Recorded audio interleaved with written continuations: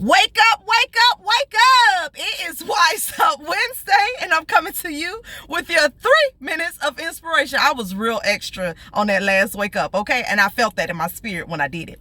But I hope that you have been having a great week so far, and I pray that the rest of your week is just as amazing. Well, I'm coming to you to drop a little piece of a nugget for you, of course. I've been seeing a lot of postings just over time, like over years, over the past few months, whatever, about these love languages. I'm very aware of love languages as well. I've looked up what my love language is and, potential things, love languages and all that kind of stuff, whatever. So I'm very aware of what love language is. And my thing is with the love language, we are so in tune with our own love languages. We are so in tune with the person who are dating, who we are married to, whatever the case is. We're so in tune with their love languages. But are we in tune with God's love language? Do we know what God's love language is for all of us? So we can recite the 5 love language of the words of affirmation and what that means, the touch and the gifting and all that kind of stuff. But God's love language is sacrifice. His love language is sacrifice.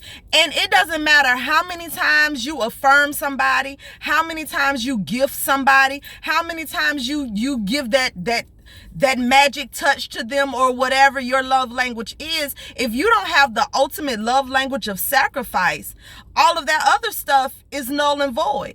Because I can give you all the affirmations in the world, but if I'm not willing to sacrifice with you, if I'm not willing to sacrifice for you so our relationship can go to the next level, so we can move business wise to the next level, life is about sacrifice. And that's what God shows us.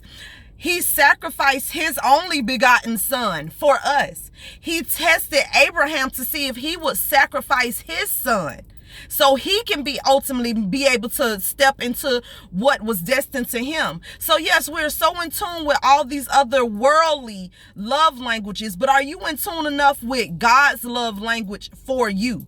God's love language over your life.